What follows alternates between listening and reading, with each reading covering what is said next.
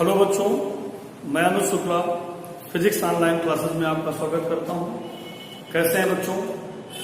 कैसी पढ़ाई चल रही है? क्या हाल चाल है सबका? ठीक है सारे बच्चे? उम्मीद है सभी बच्चे ऑनलाइन क्लासेस बहुत अच्छे से पढ़ रहे होंगे। हर टॉपिक लेक्चर बाय लेक्चर आपको अवेलेबल कराया जा रहा है और आप कंटिन्यू हमारे सभी लेक्चर्स को पढ़ते रहिए। आज बेटा हम लोग ऊष्मा स्थानांतरण चैप्टर में ही अपने लेक्चर नंबर 6 में हैं। मैंने आपको जब फर्स्ट लेक्चर पढ़ाया था तो मैंने उसमें आपको बताया था कि जो ऊष्मा का स्थानांतरण है वो 3 प्रकार से होता है। पहला चालन, दूसरा संवहन और तीसरा विकिरण। चालन, संवहन और विकिरण। तो अपने बाकी जो 5 लेक्चर्स थे उसमें मैंने आपको चालन के बारे में पढ़ाया कि चालन विधि द्वारा ऊष्मा का स्थानांतरण कैसे होता है। आज बेटा जो मेरा लेक्चर नंबर 6 है इसमें हम आपको संवहन विधि द्वारा ऊष्मा का स्थानांतरण पढ़ाएंगे। ठीक है?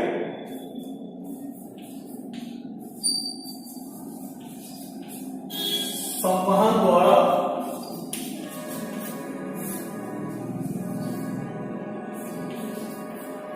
ऊष्मा का स्थानांतरण।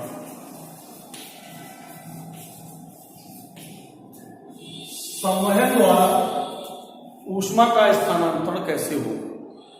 राइट? संवहन क्या होता है और इस विधि द्वारा ऊष्मा का स्थानांतरण कैसे होता है? देखो बेटा, चालन विधि द्वारा जब ऊष्मा का स्थानांतरण होता था तो पदार्थ का कोई भी मॉलिक्यूल, कोई भी कण अपना स्थान नहीं छोड़ता था। वह केवल एनर्जी ट्रांसमिट करता था, ऊर्जा का स्थानांतरण करता रहता था, ऊष्मा को ट्रांसफर करता रहता था। इसमें ऐसा नहीं होता है।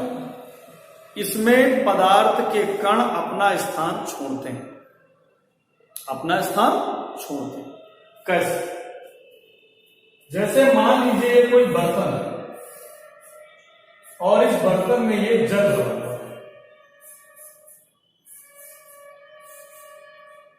और हमने इसको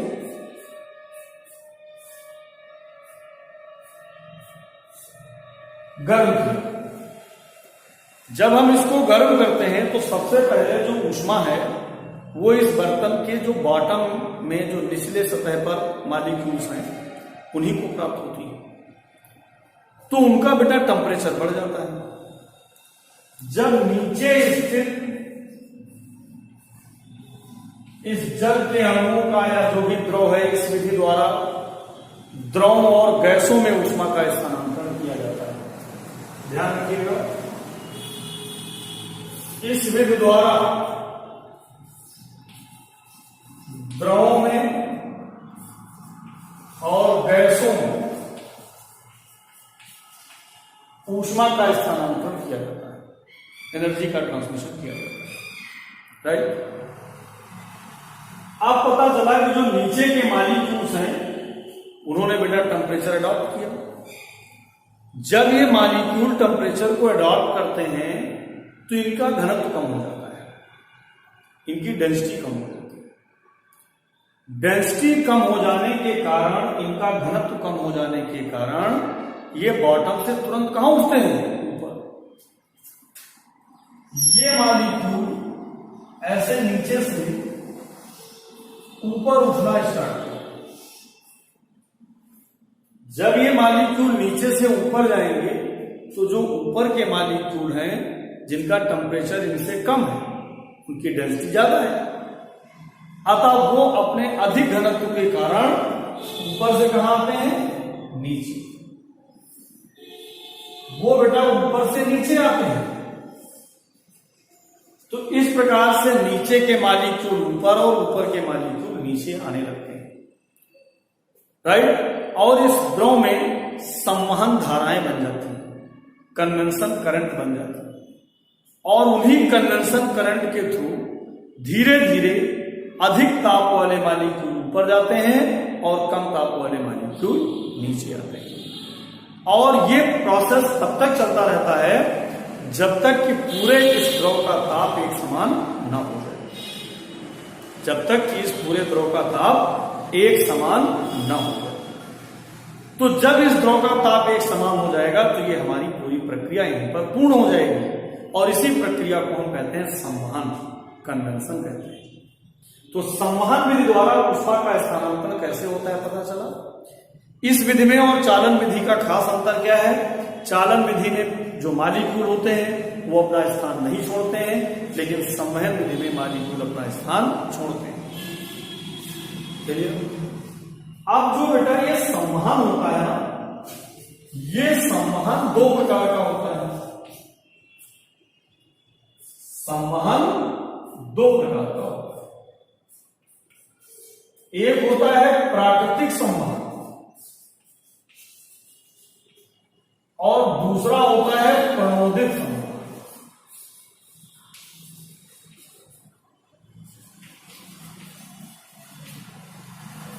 एक हमारा है नेचुरल कन्वेंशन और एक है forced convention.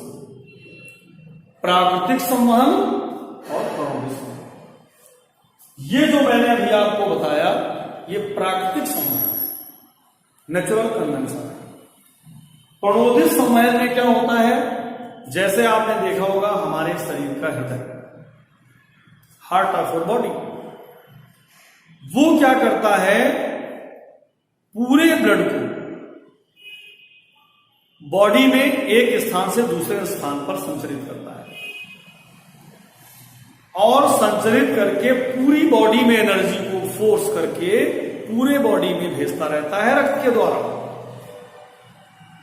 Through the blood. और आप देखते हैं हमारे पूरे शरीर का तापक्रम एक समान हो जाता है, पूरे शरीर का टेम्परेचर इक्वल हो जाता है। तो यहां पे कौन फोर्स कर रहा है? हार्ट।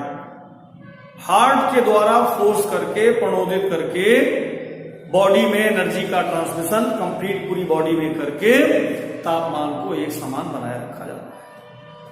तो यहां पर हमें कौन सा संवहन देखने को मिलता है? यहां पर हमें प्रणोदित संवहन देखने को मिलता है।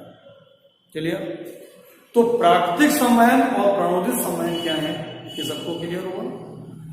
अब इसके बाद संवहन के दैनिक जीवन में कुछ एप्लीकेशन देख लेते हैं, दैनिक जीवन में कुछ अनुप्रयोग देख लेते हैं। तो आइए अगर दैनिक जीवन में इसके एप्लीकेशन है,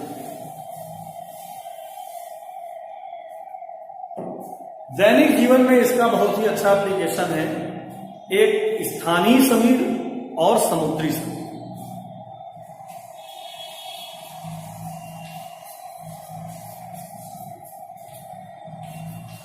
स्थानीय समीर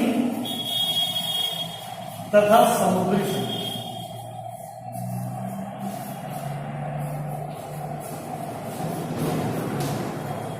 बहुत ही सरल और यूजफुल एग्जाम, नोट करो बेटा, हैंड डाउन।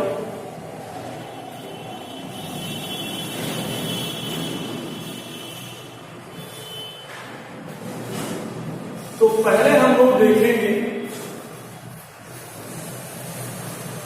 समुद्री समीर। समुद्र से का जो तटीय क्षेत्र होता है, समुद्र के किनारे का जो क्षेत्र होता है, वहां पे लगभग एक ही जैसा मौसम रहता है, समशीतोष्ण जिसको हम लोग कहते हैं। क्योंकि समुद्र के तटवर्ती क्षेत्रों में दो प्रकार की समीर चलती है। समीर माने हवा, ठंडी हवा। दिन के समय समुद्री समीर चलती है और रात्रि के समय स्थानीय समीर चलती है। दिन के समय समुद्र से स्थल की ओर हवा आती है और रात के समय स्थल से समुद्र की ओर हवा जाती है।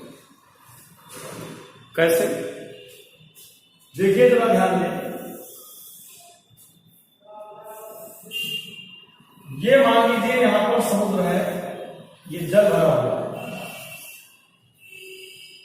और ये बेटा समुद्र हो गया और ये स्थल हो गया, राइट।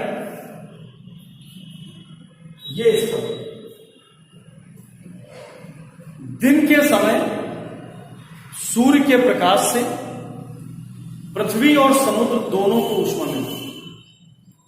समुद्री जल को भी सूर्य से ऊष्मा मिलती है। ये सूर्य है, सन है। जल को भी ऊष्मा मिलती है और स्थल को भी ऊष्मा मिलती है।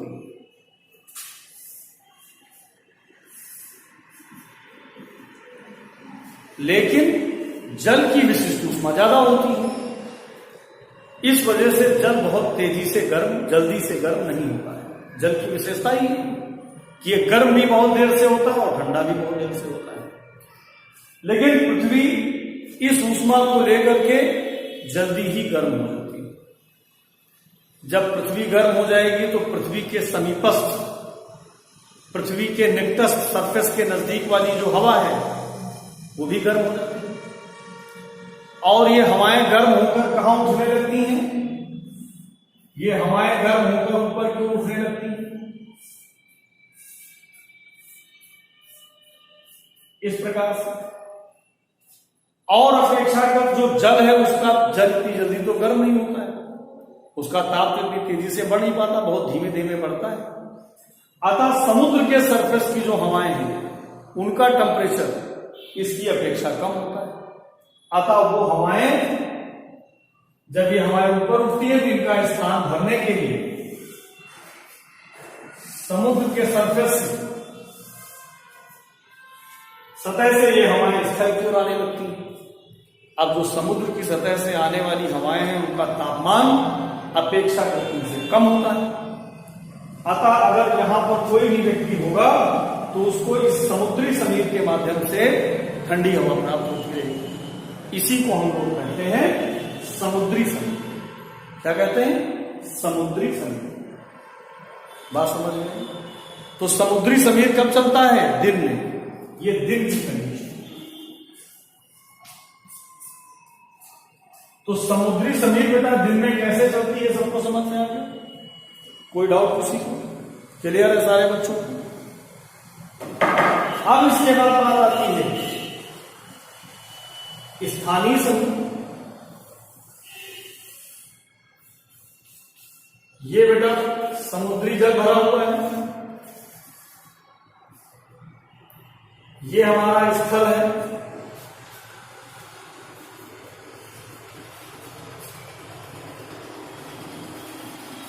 और ये समुद्र। ठीक। अब देखिए रात्रि का समय आ गया।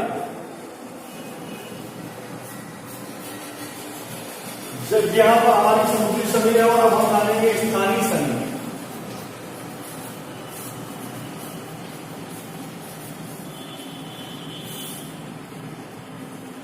अब क्या हुआ? जो जितनी तेजी से गर्म हुआ था उतनी तेजी से ठंडा हो जाता है। पृथ्वी दिन में बहुत शीघ्रता से गर्म हो गई थी, अब पृथ्वी रात में उतनी शीघ्रता से ही ऊष्मा को विकिरित कर देगी वायुमंडल में और ठंडी हो जाएगी। लेकिन समुद्री जल वो तो बहुत धीरे धीरे गर्म हुआ था, तो ठंडा भी बहुत देर से होगा। इसलिए अब स्थल का टेम्परेचर कम हो गया और समुद्री जल का ताप, समुद्री जल की ऊपरी वाली हवा का टेम्परेचर ज्यादा है अपेक्षाकृत स्थल की। अतः अब बेटा ये समुद्री हवा जो है इसका टेम्परेचर ज्यादा होने की वजह से ये अब कहां उठेगी? अब ये ऊपर उठेगी इस प्रकार से। और जो स्थल की ठंडी हवा है जिसका तापमान कम है वो इसका स्थान भरने के लिए अब स्थल से समुद्र की ओर चलेगी इस प्रकार से। तो देखिए दिन में समुद्र से स्थल की ओर हवा चल रही है और रात में स्थल से समुद्र की ओर ठंडी हवा चल रही है। तो इसको हम लोग कहते हैं स्थानीय समीर। क्या कहते हैं? स्थानीय समीर। तो देखिए यहां पर भी कन्वेंशन की घटना हुई, मॉलिक्यूल ने अपना स्थान छोड़ा और यहां पर भी मॉलिक्यूल ने अपना स्थान छोड़ा। एयर मॉलिक्यूल डिस्प्लेस हो रहे हैं, one place to other place जा रहे हैं कि नहीं जा रहे? तो किस प्रकार से समुद्री समीर और स्थानीय समीर रहती है, सारे बच्चों को समझ में आए? संवहन क्या है समझ में आया, संवहन कितने प्रकार का होता है समझ में आया। तो आज के बेटा हमारे लेक्चर नंबर 6 में मैंने आपको संवहन टॉपिक पढ़ा करके समाप्त किया। अब जो मेरा अगला वीडियो आपको मिलेगा उसमें हम आपको तीसरा मेथड पढ़ाएंगे, विकिरण, रेडिएशन के थ्रू ऊष्मा का स्थानांतरण कैसे होता है। राइट, तो उम्मीद है बेटा आज का ये वीडियो सभी बच्चों को समझ में आया होगा, सारे बच्चों को संवहन अच्छे से क्लियर हुआ होगा। सभी बच्चे हमारे इस वीडियो को बार बार प्ले करें और अच्छे से देखकर पढ़ें, समझें। राइट, उम्मीद है बेटा सभी बच्चे इसी तरीके से ऑनलाइन पढ़ते रहेंगे और आगे बढ़ते रहेंगे। बहुत बहुत धन्यवाद। That's all for today.